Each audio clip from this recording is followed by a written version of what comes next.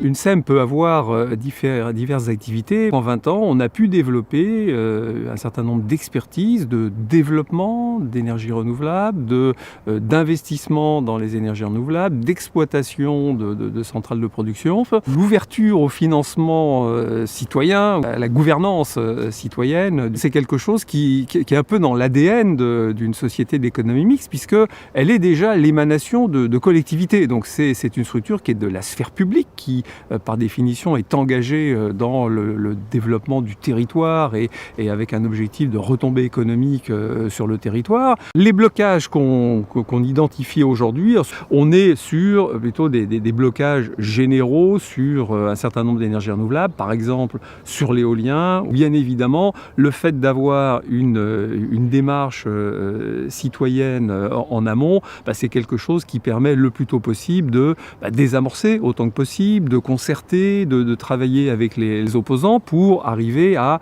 converger sur un projet qui sera le plus en appropriation locale.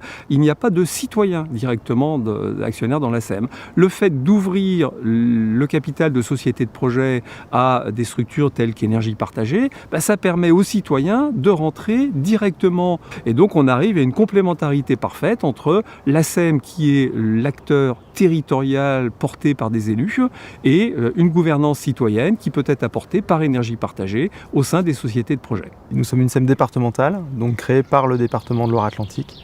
Alors elle l'aide avant tout à travers de l'investissement, c'est-à-dire elle apporte de l'ingénierie financière, elle l'aide à compléter les fonds propres des différents projets ENR citoyens et à apporter une certaine garantie, une certaine stabilité financière au projet.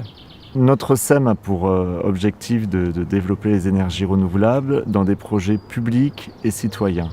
Et l'aide qu'on apporte est basée sur de l'ingénierie et de la transparence des coûts et de la méthode de développement. Le plus gros frein au projet, c'est comment il a été lancé, quelle méthode a été choisie pour le développer, quel accord on trouve entre tous les partenaires au final pour investir, pour construire, pour exploiter dans la durée. Comment le projet est ancré dans le territoire, c'est vraiment le point clé. Puis il est indispensable que le territoire, les citoyens, les collectivités, les SEM puissent avoir à minima 40% et même plus de 50% dans l'investissement de ces projets. Notre rôle aussi, c'est de montrer ce qui est possible de faire et de ne pas laisser forcément la place au privé.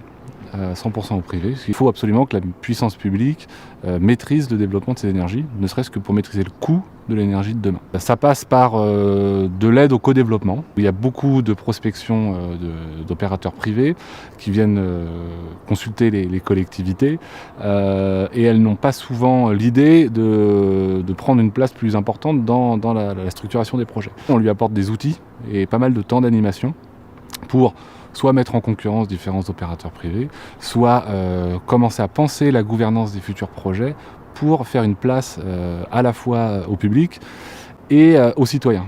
Un message aux collectivités qui souhaitent s'engager dans le développement des ENR, aux élus qui ont cette vision et qui ont cette volonté de s'engager, les élus disposent aujourd'hui de tous les outils pour pouvoir s'impliquer.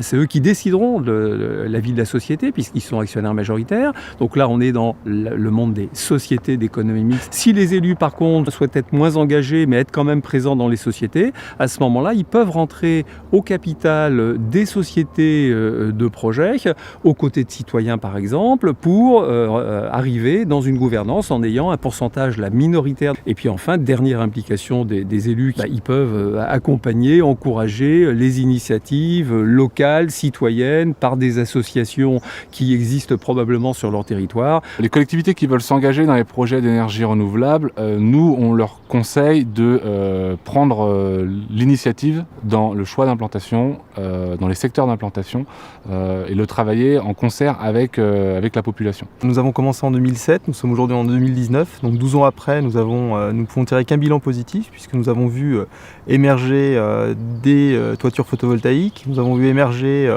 différents mâts éoliens et également unités de méthanisation. Donc on peut considérer aujourd'hui que c'est une vraie concrétude de nos actions et que le risque qui a été pris en 2007 a apporté ses fruits. Donc nous ne pouvons qu'encourager à la création d'autres outils comme le nôtre au développement territorial des ENR.